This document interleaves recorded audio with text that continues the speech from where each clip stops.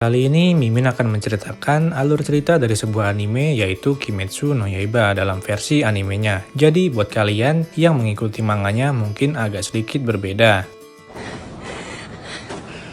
Cerita diawali dengan seorang anak lelaki yang berlari dengan menggendong wanita di punggungnya di tengah hutan yang bersalju. Ia tampak tergesa-gesa dan ketakutan. Wanita yang ia gendong pun ternyata sedang terluka, terlihat dari bercak darah di baju dan dahinya. Anak laki-laki itu bernama Kamado Tanjiro. Tak lain adalah karakter utama di serial ini. Tanjiro memiliki ciri khas berupa luka di kening dan memakai anting Hanafuda. Dan wanita yang ia gendong adalah Kamado Nezuko, yaitu adik kandungnya. Waktu mundur ke 1 hari sebelum kejadian.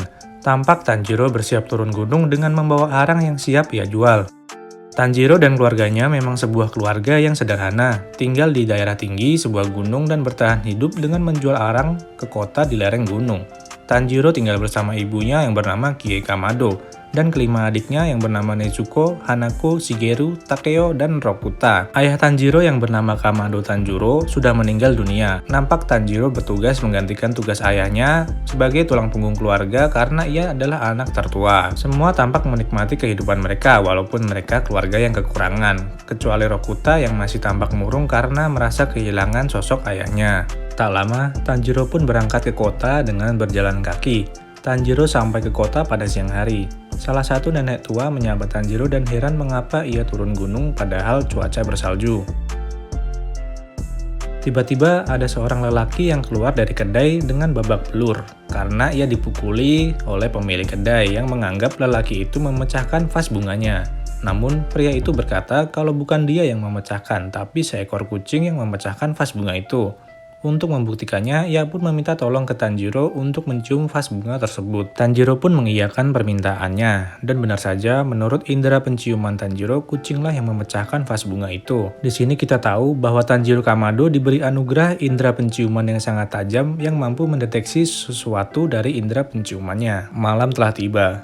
Setelah usai menjual semua arangnya, ia bergegas pulang ke rumah. Namun, di tengah perjalanan, ia dipanggil seorang pria tua bernama Paman Saburo untuk menginap di rumahnya. Menurut Paman Saburo, sangat berbahaya melakukan perjalanan pada malam hari karena banyak oni atau iblis pemakan manusia yang berkeliaran. Paman Saburo tinggal sebatang kara karena keluarganya telah dibantai dan dimakan iblis. Tanjiro yang masih tak yakin awalnya menolak, namun akhirnya menerima tawaran Paman Saburo. Tanjiro bertanya apakah iblis itu benar ada dan apakah benar mereka bisa masuk ke dalam rumah. Dan Paman Saburo pun mengiyakannya. Setelah semalaman menginap, pada pagi harinya Tanjiro langsung bergegas untuk pulang. Tetapi di tengah perjalanan, ia merasakan ada yang janggal karena ia mencium aroma darah yang berasal dari rumahnya. Tanjiro pun bergegas berlari menuju ke rumahnya untuk mengecek apa yang sebenarnya terjadi. Setelah ia sampai, ia benar-benar syok karena melihat Nezuko dan Rokuta bersimbah darah di depan rumah, yang membuatnya makin histeris ketika Tanjiro melihat ke dalam rumah dan mengetahui bahwa seluruh keluarganya sudah terbunuh. Namun, ternyata tidak semua keluarganya meninggal. Adiknya Nezuko masih bernafas dan terasa hangat. Tanjiro langsung menggendongnya dan bergegas membawa ke dokter untuk diobati. Scene kembali ke awal di mana Tanjiro dengan buru-buru menggendong Nezuko dan bertanya apa yang sebenarnya sudah terjadi. Tiba-tiba di tengah perjalanan Nezuko sadar lalu meraung seperti iblis yang membuat mereka jatuh ke jurang. Tak butuh waktu yang lama, Tanjiro sadar kalau adiknya sudah berubah menjadi iblis. Tanjiro juga menyadari bahwa yang membunuh keluarganya adalah iblis pemakan manusia lain, karena saat di rumah ia mencium aroma makhluk lain selain aroma iblis Nezuko. Tanjiro terkapar di tanah karena diserang oleh Nezuko. Tanjiro menahan gigitan Nezuko dengan kapak yang selalu ia bawa. Secara perlahan, tubuh iblis Nezuko menguat dan membesar. Tanjiro semakin tidak berdaya menahan adiknya. Di saat-saat akhir, tiba-tiba ada seorang pendekar pedang berlari ke arah mereka dan ingin menebas leher Nezuko. Namun dengan sigap, Tanjiro menarik adiknya dan berhasil menghindar. Pendekar itu bernama Tomioka Gyu. Ia memperkenalkan diri sebagai pembantai iblis, dan sudah tugasnya memenggal kepala iblis termasuk kepala Nezuko. Tomioka membawa sebilah pedang berwarna biru hitam dengan ukiran hancurkan iblis. Tomioka tak percaya dengan apa yang dilakukan Tanjiro, karena berani menghalanginya membunuh iblis. Namun Tanjiro mengatakan kalau iblis itu adalah adiknya, Nezuko. Tanjiro tidak akan membiarkan adiknya terbunuh, dan Tanjiro meyakinkan Tomioka kalau dia akan membuat adiknya menjadi manusia lagi. Sontak Tomioka pun membantah Tanjiro. Tomioka berkata kalau tidak ada dalam sejarahnya iblis berubah menjadi manusia lagi. Ia meyakinkan ke Tanjiro bahwa adiknya akan memakannya ketika adiknya lapar. Bahwa iblis tetaplah iblis. Tomioka menjelaskan bahwa Nezuko bisa berubah jadi iblis karena lukanya yang tercampur dengan darah iblis. Dan tanpa Tanjiro sadari, dengan sekejap Tomioka menangkap Nezuko dari dekapannya. Tomioka mempunyai gerakan yang sangat cepat. Sekarang Nezuko tak berdaya di genggaman Tomioka, namun Tanjiro tak menyerah untuk meyakinkan Tomioka. Dengan bersujud dan memohon, Tanjiro berjanji akan menyembuhkan adiknya. Tanjiro berjanji akan menemukan orang yang merubah adiknya menjadi iblis dan menyelesaikan semuanya. Melihat Tanjiro bersujud, Tomioka naik pitam. Tomioka mengatakan jangan pernah bersujud dan menunjukkan kelemahan kepada musuh, karena Tanjiro tak akan mendapatkan tujuannya dengan memperlihatkan kelemahannya. Tanpa basa-basi, Tomioka langsung menusukkan pedangnya ke Nezuko dan membuat Tanjiro marah. Setelah melihat adiknya tertusuk, Tanjiro langsung menyerang Tomioka dengan penuh emosi. Tanjiro melempar batu dan maju langsung ke depan menyerang Tomioka. Tentu saja Tomioka masih terlalu kuat untuk Tanjiro. Tomioka memukul bahu Tanjiro dengan gagang pedangnya dan langsung membuat pingsan Tanjiro. Saat Tomioka lengah, Nezuko melepas genggaman Tomioka dan melindungi kakaknya Tanjiro. Pemandangan ini membuka pikiran Tomioka tentang iblis. Ia sekarang percaya tak semua iblis itu sama. Beberapa saat berlalu, akhirnya Tanjiro tersadar. Namun ia heran bahwa adiknya tak jadi terbunuh. Adiknya juga tak sadarkan diri di sampingnya dengan sepotong bambu yang diikat di mulutnya. Tomioka lah yang memasang bambu tersebut untuk berjaga-jaga agar Nezuko tak memakan manusia. Tomioka memberi pesan kepada Tanjiro untuk pergi menemui kakek bernama Sakonji Urokodaki yang tinggal di Gunung Sagiri. Tomioka berpesan untuk mengatakan bahwa Tomioka lah yang mengirimnya. Sebelum pergi, Tomioka memperingatkan, jangan sampai Nezuko terkena sinar matahari karena akan membunuhnya. Setelah itu, Tanjiro kembali ke rumahnya dan memakamkan keluarganya yang sudah terbunuh. Setelah berdoa, ia dan adiknya pun bergegas pergi ke Gunung Sagiri untuk menemui kakek Urokodaki. Waktu berlalu sejak kejadian di hutan bersalju. Tak terasa musim telah berganti ke musim panas.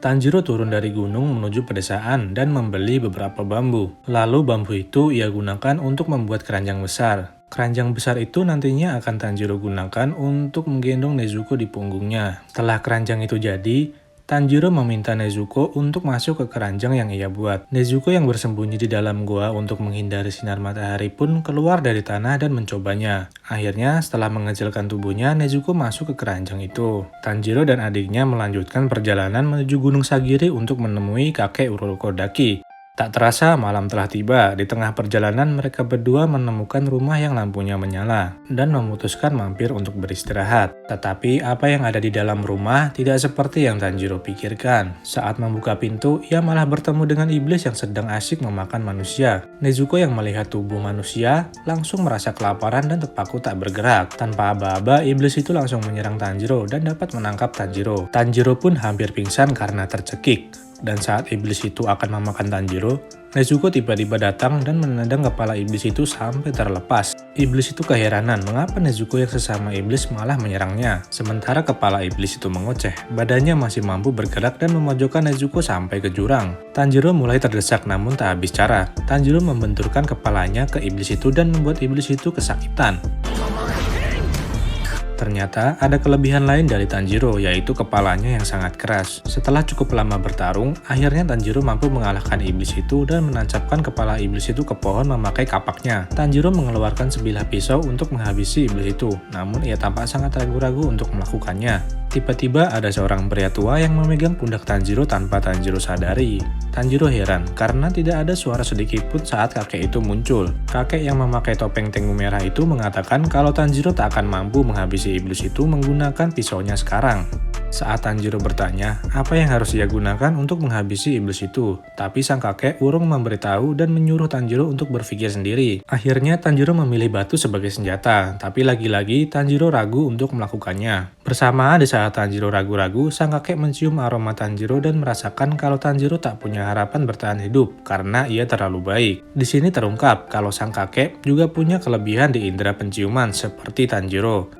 Saking lamanya sampai-sampai fajar telah datang dan akhirnya sinar mataharilah yang menghabisi iblis itu. Setelah itu, sang kakek memperkenalkan diri. Ia bernama Sakonji Urokodaki. Ternyata kakek itulah yang dimaksud oleh Tomioka. Kakek Urokodaki langsung menegur Tanjiro karena ia terlalu lama mengambil keputusan padahal sedang dalam keadaan genting. Kakek Urokodaki menambahkan bahwa Tanjiro harus bersiap apabila adiknya memakan manusia. Ia mewajibkan Tanjiro untuk membunuh adiknya lalu mengakhiri hidupnya sendiri apabila adiknya lepas kendali. Setelah menyelesaikan ceramahnya, kakek Urokodaki mengajak mereka menuju rumahnya di lereng Gunung Sagiri. Lari kakek Urokodaki terlalu cepat sampai Tanjiro kewalahan mengikutinya. Setelah seharian berlari, mereka sampai di rumah kakek Urokodaki saat senja. Namun bukannya disuruh istirahat, Tanjiro harus langsung mengikuti ujian pertama dari sang kakek Urokodaki. Ujian pertama itu adalah menuruni Gunung Sagiri yang dipenuhi banyak jebakan. Tanjiro harus mampu sampai ke bawah sebelum matahari terbit.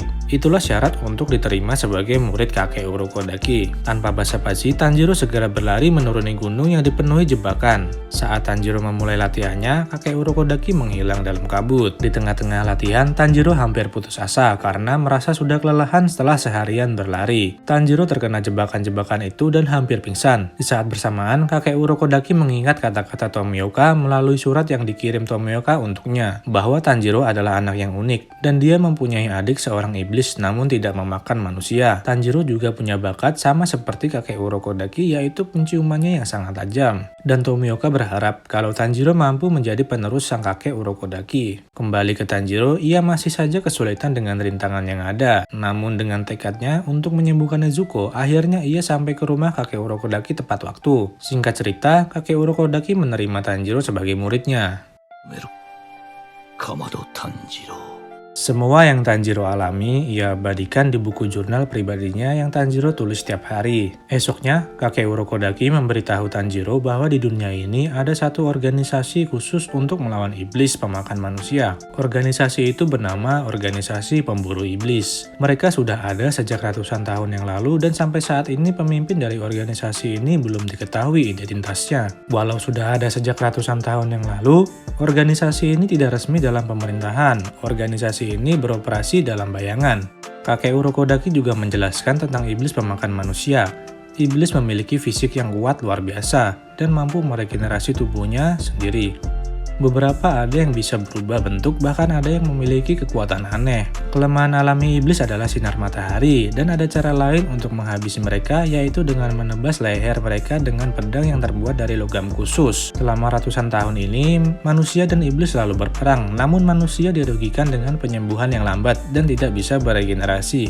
Tetapi itu bukan alasan untuk menyerah. Hari-hari berlalu, Tanjiro terus mengulang latihan menghindari jebakan. Di tengah latihan, kakek Urokodaki memberitahu bahwa ia adalah seorang pelatih pendekar pedang dan masih banyak lagi pelatih pedang di luar sana. Kakek Urokodaki mengatakan untuk bisa bergabung dengan pemburu iblis, Tanjiro harus melewati ujian akhir. Ujian itu mengharuskan Tanjiro bertahan hidup 7 hari 7 malam di hutan yang penuh dengan iblis di Gunung Fujikasane. Di menu latihan kedua, Tanjiro diajarkan untuk menggunakan pedang dan dilarang merusaknya. Apabila pedang itu rusak, kakek Urokodaki akan menghajar Tanjiro sampai patah tulang. Berikutnya adalah latihan duel. Tanjiro harus menghadapi kakek Urokodaki secara langsung. Dan bisa ditebak, Tanjiro sangat tak berdaya di hadapan kakek Urokodaki. Di latihan keempat, kakek Urokodaki mengajarkan satu teknik yang dipakai semua pendekar pedang, yaitu teknik pernapasan khusus. Teknik ini mempunyai banyak ciri khas dan ciri khas milik kakek Urokodaki adalah teknik pernapasan elemen air. Teknik ini mampu meningkatkan kekuatan dan penyembuhan seorang pendekar pedang yang mana Tanjiro wajib menguasainya. Sekarang, Tanjiro harus selalu membawa pedang saat melakukan latihan menghindari jebakan, yang mana Tanjiro merasa kesulitan karena ia tak pernah memakai pedang. Sampai pada waktunya, kakek Urokodaki membawa Tanjiro ke dalam hutan dan menunjukkan batu besar yang diikat tali. Inilah latihan terakhir yang harus dilewati Tanjiro, yaitu membelah batu raksasa. Jika Tanjiro berhasil, maka kakek Urokodaki mengizinkan Tanjiro mengikuti ujian terakhir pemburu iblis. Tanjiro nampak langsung putus asa dengan latihan terakhirnya, tetapi ia tak menyerah dan melaksanakan latihan terakhir ini. Tanjiro terus berusaha membelah batu itu, namun sia-sia. Sampai tak terasa, 6 bulan telah berlalu, namun batu itu tak kunjung terbelah. Di saat Tanjiro mulai frustasi, tiba-tiba ada anak laki-laki bertopeng dengan pedang kayu duduk di atas batu besar itu dan menegur Tanjiro. Anak bertopeng itu bernama Sabito. Sabito mengajak Tanjiro latihan duel. Tanjiro pun takjub dengan gerakan Sabito yang sangat cepat. Sabito mengingatkan Tanjiro untuk menggunakan teknik pernafasan khusus yang diajarkan kakek Urokodaki. Di sini Tanjiro makin heran karena Sabito tahu tentang kakek Urokodaki. Mereka berdua terus berduel dan Tanjiro terus saja kalah. Tanpa disadari, ada anak perempuan yang selalu mengawasi duel Tanjiro dan Sabito. Anak itu bernama Makomo. Makomo mengevaluasi semua kesalahan Tanjiro saat bertarung dan itu sangat membantu Tanjiro berkembang. Sabito dan Makomo tidak pernah mau memberitahu dari mana mereka berasal.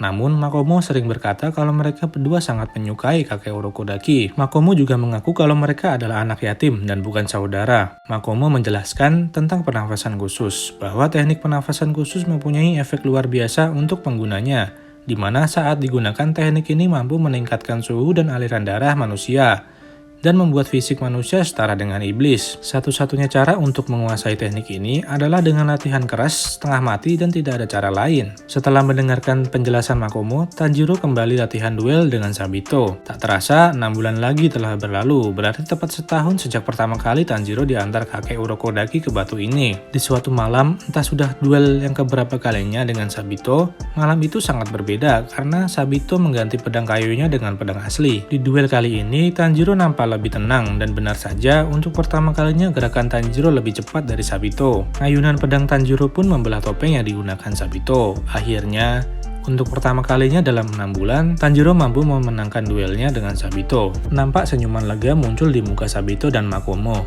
Dan di saat itu juga, Sabito dan Makomo menghilang dalam kabut. Saat kabut itu menghilang, Tanjiro melihat batu besar itu ternyata sudah terbelah. Tanjiro tidak sadar bahwa yang ia belah bukan hanya topeng Sabito, tetapi juga batu besar itu. Terungkap yang sebenarnya terjadi dalam duel terakhir Tanjiro adalah, sekarang indera penciuman Tanjiro semakin menajam. Saat pertarungan berlangsung, Tanjiro mampu melihat benang celah. Benang celah itu terhubung dari ujung pedang Tanjiro ke topeng Sabito. Benang ini mampu menunjukkan celah kelemahan lawan bertarung Tanjiro. Lalu saat Tanjiro fokus ke benang celahnya, benang itu menegang dan Tanjiro dengan cepat menebas ke titik benang itu. Perasaan lega meliputi hati Tanjiro karena akhirnya latihan terakhirnya tuntas. Ternyata saat Tanjiro membelah batu itu, Urokodaki sudah memperhatikannya dari belakang. Kakek Urokodaki sebenarnya tidak ingin mengirim Tanjiro ke ujian akhir karena ia tak mau melihat anak yang ia kirim mati lagi. Bahkan kakek Urokodaki tak menyangka Tanjiro mampu membelah batu besar itu. Dan kakek Urokodaki tak mampu menyembunyikan perasaan kagumnya terhadap kerja keras Tanjiro selama ini. Di malam hari mereka merayakan keberhasilan Tanjiro dengan makan enak. Sembari mengobrol, kakek Urokodaki mengungkapkan bahwa sumber kekuatan iblis berasal dari banyaknya manusia yang dia makan. Maka dari itu, Tanjiro harus selalu melatih dirinya. Setelah mengobrol, kakek Urokodaki memberi Tanjiro sebuah topeng. Topeng itu disebut topeng penangkal, yang dipercaya mampu menangkal kekuatan jahat. Pagi hari telah tiba, Tanjiro memakai pakaian dan pedang logam khusus dari kakek Urokodaki. Tanjiro pun berpamitan dan meminta restu kakek Urokodaki. Tanjiro menitipkan salam untuk Sabito dan Makomo. Kakek Urokodaki sontak hanya tertegun seperti tak percaya bagaimana Tanjiro mengenal dua anak yang sudah meninggal itu. Dan ternyata sosok dua anak yang selama ini menemani Tanjiro berlatih adalah roh halus. Sesampainya di Gunung Fujikasane, Tanjiro takjub dengan banyaknya bunga Fuji yang tumbuh tidak di musimnya. Dan di depan gerbang ternyata sudah ada puluhan anak yang akan mengikuti ujian akhir. Muncullah dua anak perempuan menyambut para peserta dan mengatakan di batas tanaman bunga Fuji ini adalah hutan rimba yang dipenuhi oleh iblis, hasil tangkapan para pemburu iblis. Peserta diwajibkan untuk bertahan selama 7 hari 7 malam di sana. Singkat cerita,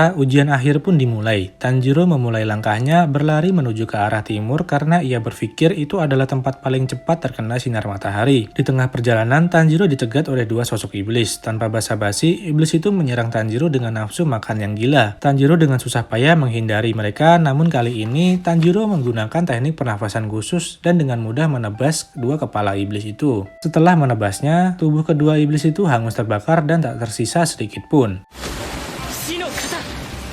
Tanjiro takjub dengan pedang berwarna hitam biru putih yang dipinjamkan kakek Urokodaki. Kakek Urokodaki memberitahu bahwa pedang yang ia gunakan disebut pedang Nichirin, yaitu tipe pedang yang digunakan semua anggota pemburu iblis. Setelahnya, Tanjiro mendengar teriakan histeris manusia. Saat dicek, Tanjiro terkejut dengan apa yang ia lihat. Tanjiro melihat sosok iblis dengan bentuk tidak normal dan memakan salah satu peserta ujian. Tanjiro membeku ketakutan dengan apa yang ia lihat. Kali ini ia ragu untuk menghadapi iblis itu. Tanjiro juga tak tahan bersentuhan dengan bau busuk iblis itu. Peserta lain juga akan ditangkap iblis itu untuk dimakan. Dan saat akan ditelan, datanglah Tanjiro sebagai pahlawan menyelamatkan anak itu dengan memotong tangannya. Iblis itu sangat kaget, apalagi saat melihat topeng yang dibawa Tanjiro. Iblis itu tiba-tiba merasa senang karena datang lagi seorang anak menggunakan topeng rubah. Sebelumnya sudah ada 13 anak datang memakai topeng itu dan berhasil ia makan. Semua anak itu ternyata merupakan murid kakek Urokodaki. Iblis itu bernafsu menjadikan Tanjiro yang ke-14. Faktanya, kakek Urokodaki lah yang menangkap iblis itu 47 tahun yang lalu saat ia masih menjadi pemburu iblis. Pertarungan pun dimulai. Keduanya bertarung dengan sengit. Iblis ini punya teknik darah memperpanjang semua lengannya dengan sesuka hatinya. Sial, Tanjiro terkena serangan dan terluka di kepala. Saat hampir dimakan, Tanjiro mampu lolos dengan teknik pernafasan khusus. Di depan muka iblis itu, Tanjiro mengeluarkan aliran pertama yang disebut dengan tebasan permukaan air. Dengan jurus itu, Tanjiro mampu mengalahkan iblis abnormal itu.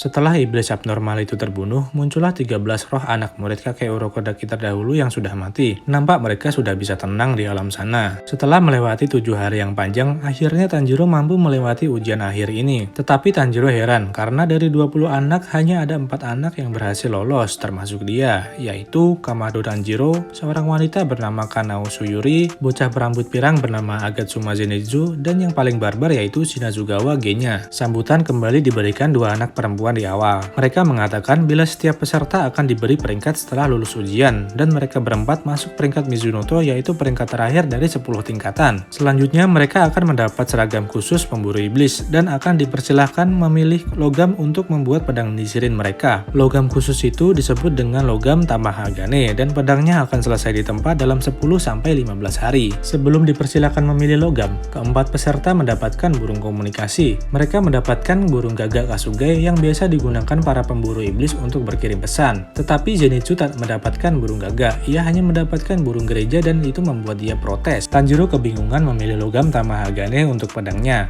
Namun dengan mengandalkan penciumannya, Tanjiro berhasil memilih salah satu logam itu. Akhirnya semua peserta dibolehkan pulang. Nezuko sudah menyambut kepulangan Tanjiro. Mereka berdua berpelukan untuk melepas rindu. Kakek Urokodaki yang sedang mengumpulkan kayu bakar terkejut dengan kepulangan Tanjiro. Kakek Urokodaki tak dapat menahan rasa harunya dan ikut memeluk mereka berdua sampai berurai air mata. Di malam hari, Tanjiro dan kakek Urokodaki berbicara empat mata. Mereka membahas tentang jenis-jenis iblis, bahwa di dunia ini terdapat beberapa iblis, yaitu iblis biasa, iblis abnormal, dan yang paling berbahaya adalah iblis yang mempunyai teknik darah. Kedepannya, Tanjiro akan banyak menemui iblis dengan teknik darah yang berbahaya. Setelah 15 hari berlalu, datanglah seorang pengembara bertopi caping yang memakai topeng badut menghampiri Tanjiro.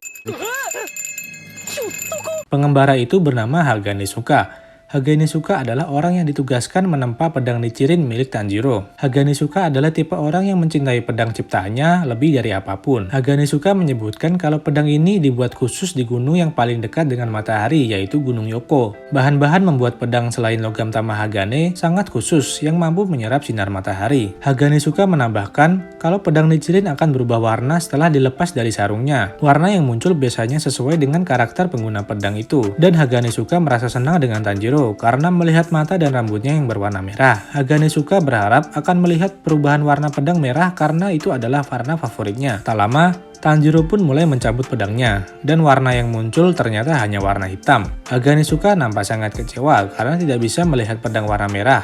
Saking kesalnya, ia menghajar Tanjiro. Kakek Urokodaki mengatakan pedang berwarna hitam adalah pedang yang sangat langka. Tak lama setelah itu, datang Gagak Kasuge milik Tanjiro untuk memberi Tanjiro tugas pertama. Tanjiro keheranan melihat Gagak yang bisa berbicara. Gagak itu memberi tugas kepada Tanjiro untuk pergi ke arah barat laut kota karena ada kasus banyak wanita yang menghilang tiba-tiba. Diduga ini semua ulah iblis dan Tanjiro ditugaskan melenyapkan iblis tersebut. Tanjiro segera bersiap melaksanakan tugasnya. Ia segera menggunakan seragam resmi pemburu iblis. Nezuko yang melihat Tanjiro pun ikut merasa kagum dengan kakaknya. Kakek Urokodaki menjelaskan bahwa seragam itu terbuat dari kain khusus yang tembus udara, namun tahan api dan kelembapan. Iblis biasa tak akan mampu merusak seragam itu. Kakek Urokodaki pun menjelaskan tentang berbagai kekuatan pedang nichirin sesuai dengan warnanya. Namun karena milik Tanjiro berwarna hitam dan sangat langka, kekuatan pedangnya belum diketahui. Tanpa sepengetahuan Tanjiro, ternyata kakek Urokodaki selama ini sudah membuatkan tempat baru untuk menggendong Nezuko. Tempat itu terbuat dari kayu ringan yang disebut cemara awan berkabut. Walaupun terbuat dari kayu ringan, ketahanan kotak kayu itu sangat kuat. Dan kakek Urokodaki berkata kepada Tanjiro tentang dugaannya bahwa Nezuko memulihkan kekuatannya dengan tidur untuk menggantikan dan menekan keinginannya memakan manusia. Saat sedang mendengar penjelasan kakek Urokodaki, dapat kita lihat bekas luka di dahi Tanjiro berubah menjadi semakin jelas akibat pertarungannya melawan iblis abnormal. Singkat cerita, Tanjiro pun sampai ke kota yang dimaksud. Di jalan, ia bertemu dengan seorang lelaki yang berjalan sempoyongan bernama Kazumi. Ternyata gadis yang hilang itu adalah tunangan Kazumi yang bernama Satoko. Wajah Kazumi juga babak belur akibat dihajar oleh ayah Satoko yang tak terima anaknya hilang. Kazumi mengajak Tanjiro ke TKP tempat Satoko tiba-tiba menghilang. Dengan mengandalkan penciumannya yang tajam, Tanjiro mencium adanya bau iblis di tanah. Shin berpindah ke salah satu kamar gadis yang sedang tidur. Tiba-tiba muncul cairan hitam di bawah kasur gadis itu. Ternyata itu adalah ulah iblis. Dan dengan cepat, iblis itu menyeret masuk gadis itu ke dalam cairan hitamnya. Tanjiro terus mencari sampai malam tiba. Kazumi mengajak Tanjiro untuk beristirahat dan meneruskan pencariannya esok hari. Saat Kazumi mengoceh, bau aroma iblis makin menguat dan membuat Tanjiro waspada. Terlebih lagi, Tanjiro mencium ada 2 bau. Dan selain bau iblis, Tanjiro juga mencium bau seorang gadis. Dengan fokus, Tanjiro terus mencari sampai akhirnya Tanjiro menancapkan pedang hitamnya ke tanah karena Tanjiro merasa di titik itulah inti dari aroma tersebut. Dengan cepat, tanah yang ditusuk Tanjiro menyemburkan air hitam dan sebagian tubuh manusia. Tanjiro dengan sigap menarik tubuh itu dan ternyata itu adalah tubuh gadis yang barusan diculik tadi. Karena kesal mangsanya diambil, akhirnya iblis itu menampakkan dirinya. Ini adalah iblis yang memiliki teknik darah yang mampu membuat rawa air hitam dan berpindah tempat dengan cepat. Tak diduga, saat Tanjiro akan menyerang, ternyata ada 3 iblis yang muncul. Di tengah nafsunya untuk membantai iblis, tiba-tiba ingatannya saat berbicara dengan kakek Urokodaki datang. Kakek Urokodaki mengatakan, sekitar 1000 tahun yang lalu, iblis pertama muncul, dan dia adalah satu-satunya iblis yang mampu merubah manusia menjadi iblis juga. Itu berarti, iblis itulah yang menyerang keluarga Tanjiro saat menewaskan ibu beserta adik-adiknya, dan merubah Nezuko menjadi iblis. Nama iblis itu adalah Kibutsuji Muzan. Dialah pemimpin para iblis. Kembali ke pertarungan, Tanjiro merasa kesulitan bertarung sambil melindungi Kazumi dan gadis yang digendongnya. Saking sulitnya, Tanjiro tak sadar ada iblis yang akan melukainya. Tapi sebelum iblis itu menyentuh Tanjiro, Nezuko keluar kotak dan melindungi kakaknya. Sekarang Tanjiro bisa bertarung dengan tenang karena ada Nezuko yang melindungi Kazumi. Dengan cepat Tanjiro masuk ke dunia rawa hitam iblis. Menggunakan teknik pernafasan air, aliran 6, Tanjiro membunuh 2 dari 3 iblis itu. Di sisi lain, Nezuko masih bertarung dengan iblis ketiga dan mendapatkan luka di kepalanya. Di saat iblis itu akan melubangi kepala Nezuko, Tanjiro datang dari dunia rawa iblis untuk menyelamatkan Nezuko. Iblis itu terkejut karena 2 temannya mampu dikalahkan Tanjiro. Tanpa basa-basi, Tanjiro memojokkan iblis itu. Sebelum menebas lehernya, Tanjiro menanyakan tentang Muzan kepada iblis itu. Tetapi, tiba-tiba iblis itu merasa takut dan tertekan setelah mendengar pertanyaan Tanjiro. Ternyata, di sisi lain, yaitu di dimensi iblis, Muzan datang dan mencekik iblis itu dan melarangnya untuk berbicara apapun tentang dirinya ke Tanjiro. Di sini terungkap kalau Muzan mampu mengontrol iblis yang diciptakannya karena sel-selnya ada dalam setiap iblis yang ia rubah. Karena tak tahan, Tanjiro langsung memotong kepala iblis dan melenyapkannya. Singkat cerita, misi pertama Tanjiro selesai. Di saat Tanjiro melihat kesedihan Kazumi karena kematian Satoko, Tanjiro makin menumpuk dendam kepada Muzan dan bertekad untuk menghabisinya. Belum sempat istirahat, Gagak Kasugai muncul lagi dan memberi misi kedua. Gagak Kasugai itu menyuruh Tanjiro datang ke salah satu prefektur di Tokyo, yaitu Asakusa. Setelah berjalan seharian, akhirnya Tanjiro sampai ke Asakusa di malam hari. Tanjiro nampak pusing dengan ramainya kota. Tanjiro yang anak gunung tidak terbiasa dengan kesibukan ini. Akhirnya Tanjiro memutuskan untuk pergi ke pinggiran kota dan singgah di salah satu kedai mie untuk memesan semangkuk mie yamakake untuk dimakan. Belum sempat memakan suapan pertama, tiba-tiba Tanjiro mencium bau iblis yang sangat pekat. Tanjiro bergegas pergi. Yang membuatnya semakin tergesa-gesa adalah bau ini ternyata adalah bau yang ia cium saat terjadi penyerangan di rumahnya dahulu. Tanjiro berlari dengan cepat mencari bau itu sampai akhirnya dia menemukannya. Tanjiro kaget, ternyata ini adalah bau dari iblis pertama yaitu Kibutsuji Muzan. Tanjiro menemukannya di tengah keramaian kota. Muzan adalah pria tinggi, berkulit putih pucat dan bermata merah menyala. Wujud Muzan lebih seperti manusia ketimbang iblis. Dan yang membuat Tanjiro semakin heran adalah bahwa Muzan berpura-pura hidup sebagai manusia. Saat itu Muzan sedang menggendong anak dan bersama istrinya. Inilah yang membuat Tanjiro urung mengeluarkan pedangnya. Karena Muzan tidak ingin identitasnya terungkap, dengan sekejap Muzan mencakar leher lelaki yang sedang lewat di depannya. Dan saat itu juga lelaki itu berubah menjadi iblis. Muzan bermaksud memecah konsentrasi Tanjiro agar tidak mengejarnya. Tanjiro yang kebingungan dihadapkan dua pilihan, yaitu mengejar Muzan atau menyelamatkan orang-orang dari iblis. Tanjiro hanya bisa berteriak ke Muzan dengan geram dan berkata kalau dia akan terus mengejar Muzan dan membunuh Muzan walau harus ke neraka sekalipun. Muzan pun langsung pergi dan menghilang di keramaian. Saat Tanjiro sedang sibuk menahan iblis yang ingin memakan manusia, polisi kota datang dan menyuruh Tanjiro menyingkir. Ternyata di sini polisi dan masyarakat masih tidak paham dengan iblis yang memakan manusia. Polisi kota yang tidak sabar dengan Tanjiro langsung memukulkan tongkatnya ke arah Tanjiro karena Tanjiro tak kunjung menyingkir. Sebelum tongkat itu mengenai Tanjiro, ada dua orang yang mengamati dan mengeluarkan teknik untuk menyelamatkan Tanjiro. Aura bunga keluar dan membuat mereka jadi tidak terlihat. Dua orang itu adalah Tamayo dan muridnya bernama Yushiro. Mereka berdua ternyata adalah seorang iblis. Jadi aura bunga tadi adalah teknik darah milik Tamayo. Namun Tamayo mengaku kalau mereka berdua adalah iblis yang berbeda. Mereka tidak memakan manusia sama seperti Nezuko. Dan mereka juga ingin menghabisi si iblis pertama yaitu Muzan. Tanjiro hanya tertegun keheranan dengan apa yang ia lihat. Scene berpindah ke Muzan. Muzan yang sangat marah dengan apa yang baru saja terjadi, langsung memanggil dua iblis bawahannya untuk memburu Tanjiro dan membawa kepala Tanjiro ke hadapannya. Di saat kemarahannya memuncak, Muzan juga teringat dengan masa lalunya yang sangat buruk, yaitu masa lalu di mana Muzan hampir saja mati karena berhadapan dengan pendekar pedang yang memakai anting-anting Hanafuda persis seperti yang dipakai oleh Tanjiro.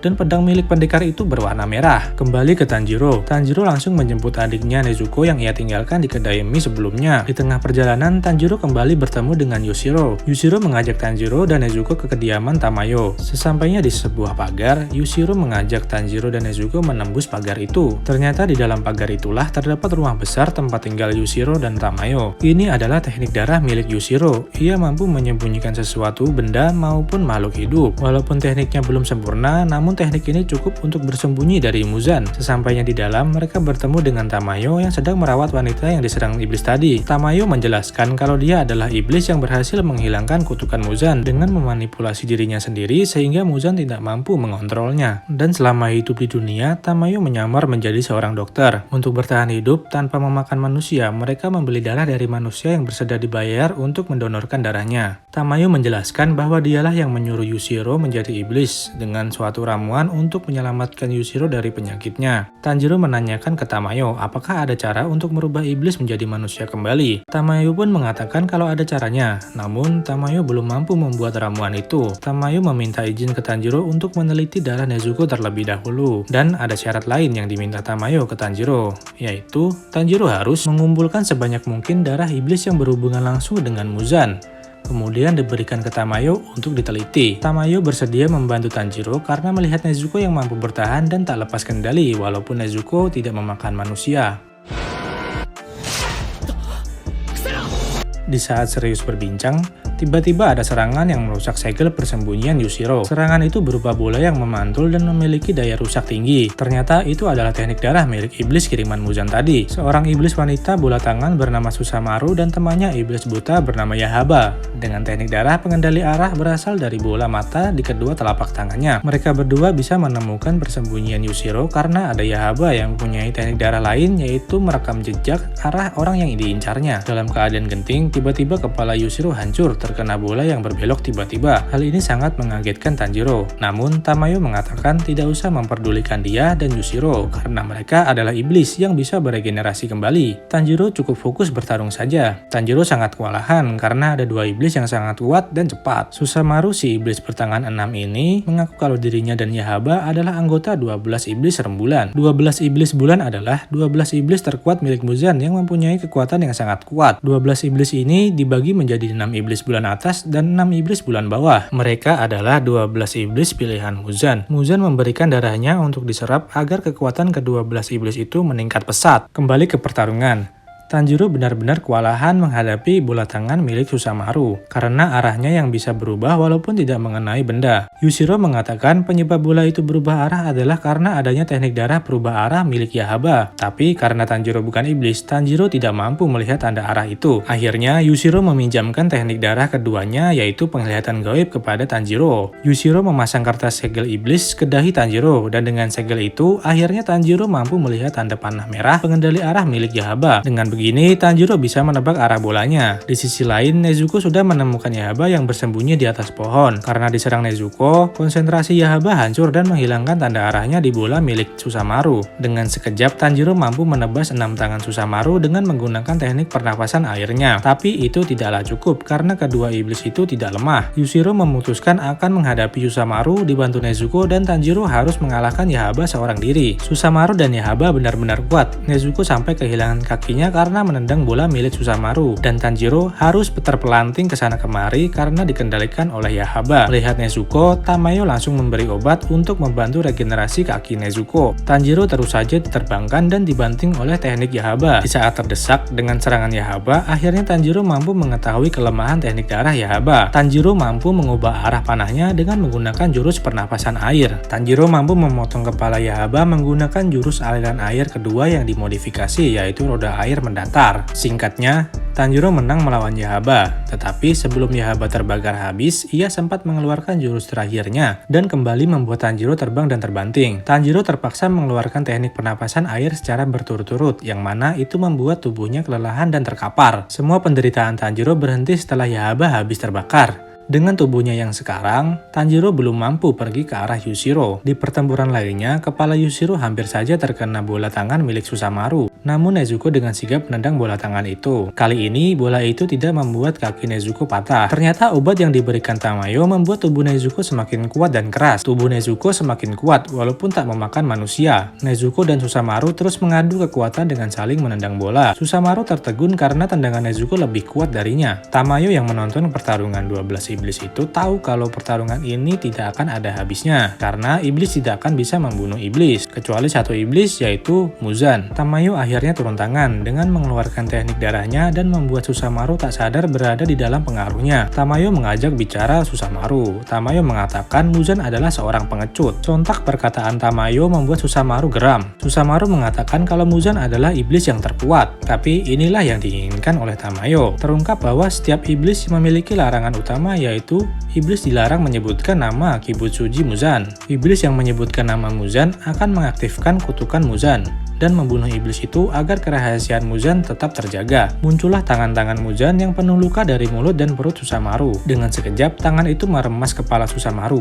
Susanoo terkapar tak berdaya dan sekarat sampai nanti matahari terbit lalu membakar tubuh Susanoo. Tamayo pun mengambil darah Susanoo. Ada fakta yang diungkap oleh Tamayo bahwa Susanoo dan Yahaba bukanlah anggota 12 iblis bulan, dikarenakan mereka ini sangat lemah. Ditambah lagi, iblis 12 bulan memiliki ciri khas di matanya, yaitu tulisan angka dan peringkatnya. Dan di mata Susanoo dan Yahaba tidak ada tulisan itu. Karena sinar matahari sudah mulai muncul, segera Tamayo dan Yushiro bersembunyi di ruang bawah tanah. Tak lupa Nezuko juga mengikutinya. Saat Tanjiro menyusul, Tamayo mengatakan kalau mereka harus segera bersembunyi dan mengaktifkan kembali teknik persembunyian milik Yushiro. Kalau tidak, Muzan akan menemukan mereka. Sebelum mengaktifkan teknik persembunyiannya, Tamayo mengutarakan keinginannya untuk mengadopsi Nezuko sampai menemukan ramuannya. Tetapi, tentu saja permintaan itu ditolak Tanjiro. Tanjiro berkata kalau ia dan Nezuko tak akan pernah berpisah. Tamayo tersenyum dan mengerti maksud hati Tanjiro. Segera Tanjiro berpamitan untuk pergi melanjutkan misinya. Nezuko pun memeluk Tamayo dan mengelus kepala Yushiro, yang mana di penglihatan Nezuko mereka berdua nampak seperti ibu dan adiknya. Setelah melewati malam yang panjang,